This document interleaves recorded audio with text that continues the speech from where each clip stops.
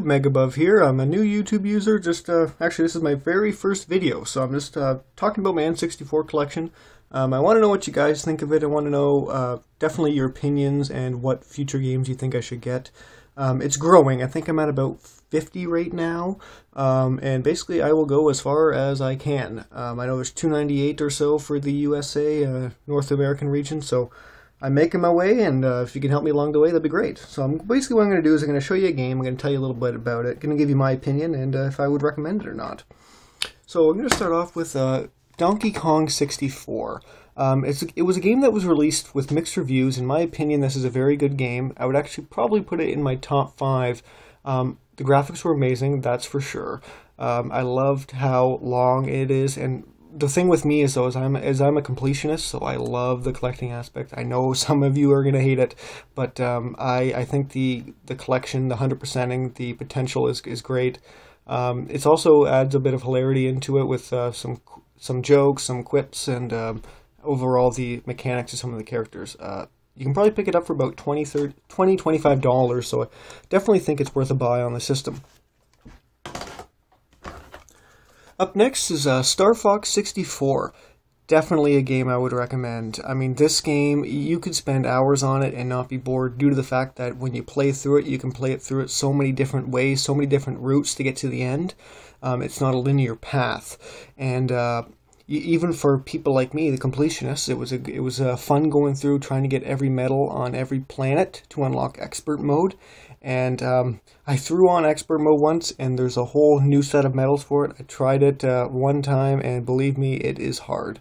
But it's definitely a game I think you should get for the system, and you could probably pick it up for a decent price, normally about $10–15. Up next, Tony Hawk's Pro Skater. Definitely a great game, top-selling game on the system. I think this one you can probably pick it up for around $5, and the replay value is immense. I mean, you could beat the entire game with all the characters. You could just screw around and free skate. You could play with friends. I definitely think this game was an impact, and it's funny because most sports games don't do well, especially in the N64, but this one was a standalone because basically it was the first of its kind. So I definitely think you should test it out. Again, for $5, you can't really go wrong. And on that same note, Tony Hawk's Pro Skater 2. In my opinion, this is the best Tony Hawk's Pro Skater for N64. I like that it offered the cache, I like that it gave the ability to find cache. There was more stuff to find. I liked how the goals were more intricate instead of, just collecting skate or like getting the points. This one offered a lot of different interesting goals with bigger levels. So definitely a harder one, more challenging, but you were able to customize your character with stats and also with tricks. So I think this was the best of the three. And on that note, Tony Hawk's Pro Skater 3, this one's harder to find due to the fact that it was the last N64 game released on the system. Again, not as good as 2 in my opinion, but I still think it's a good game to have, especially if you like the other two. You got to get this one. I mean, you got to. I mean, I know with my OCD I couldn't not have it, right? So definitely think it's a game you'd want to have if you like the other two, but not as good as 2. The new Tetris. So this game I was able to pick up for pretty cheap. I am a fan of puzzle games, which is one of the reasons why I got it. This is another game where I think it's better to play with friends. It's more fun with the multiplayer.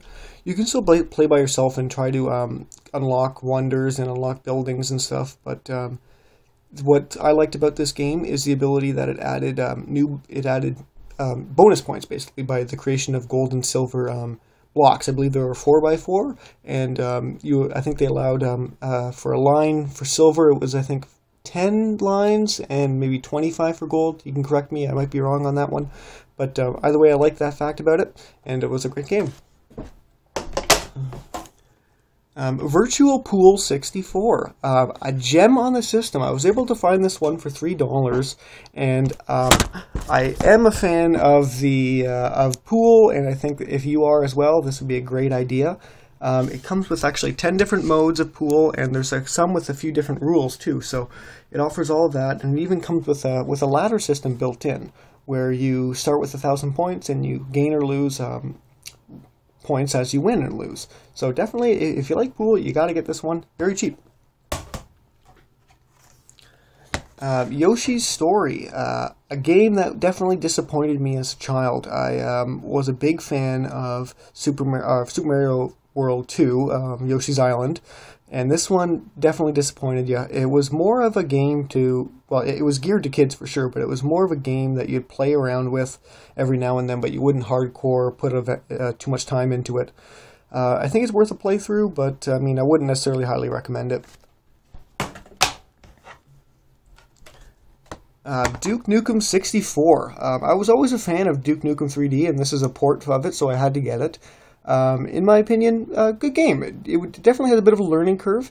You might want to take a look at the controls, see what suits for you, because you can always change them. I know I did, and had to make it work better.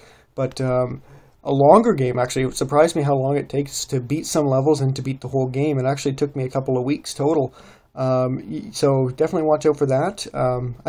One of the things that is odd with this one is there's no checkpoints or saves in the levels, so you could spend a half an hour on it and die and have to start all over again. But if you're a fan of first-person shooters like Doom and Quake, I think this one is for you. Conker's Bad Fur Day, definitely one of my favorite games on the system. I know I have a bad copy here, bad condition, but I think most of you know how expensive Conker's is. I was able to pick this up for about $80, and I still think it's worth it. It's a great game. It plays perfectly, but if you can find a better condition one for cheap, that's great, but cheap these days, probably $70, $80. I think what set it apart for this game, the multiplayer was utterly amazing.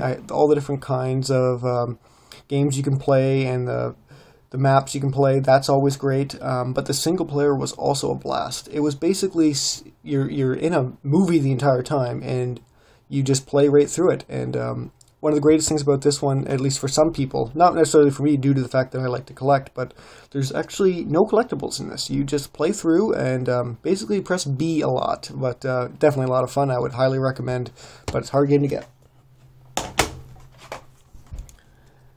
Pokemon Stadium. Actually, the reason I got this game was for the mini games. I think, again, this is more of a game you want to play with friends. The multiplayer on it, I think, is really good. It's also really great if you actually play Red and Blue and Yellow with the transfer pack, as that's the only way I would recommend doing the cups on it. I think renting it is pretty much a waste of your time. So definitely think if you like Pokemon, you got to get it, which I love Pokemon. But if you're playing Red, Blue, and Yellow, this is definitely something to look at, but more of a multiplayer game in my opinion. And on that same note, Pokemon Stadium 2. Wasn't originally going to get this right away, but I found it for a pretty good price, so I got it up. The mini games on this, I think, are better. They're more intricate, they require more thinking, and I think they're more fun for multiplayer, so that's always great. The cups are basically the same, just with the additional 100 Pokemon. So, again, better if you play Gold, Silver, and Crystal, and you can upload your Pokemon onto it, but definitely a good game. And finally for this video, I have Diddy Kong Racing. In my opinion, and some of you are going to disagree for sure, better than Mario Kart 64. I liked the adventure mode. I thought it definitely gave a single-player aspect to it that was far superior to Mario Kart 64. Now, some Mario Kart fans think that the track designs weren't as good. They thought that it wasn't as well laid out, but I would argue that it required more skill to be good at this game. You had to memorize the power-up locations, and you had to memorize the speed boost locations. You had to learn the secrets, like the green boost, and learn the tracks. And there's also more tracks, and I think more fun, more surprises on it. Multiplayer, again, good, but maybe not as good as Mario Kart 64. That's maybe what I get to it, but definitely a great game. And you could probably pick it up for about $10, $15. Definitely something I would recommend. So that's going to be it for this video. Sorry for maybe a little bit of the verbal mistakes. This is my very first video. Again, toss a like, toss a comment if you want to give me any suggestions to future videos. Again, I have at least 2 more videos to post for this. But let me know and comment there. Thank you.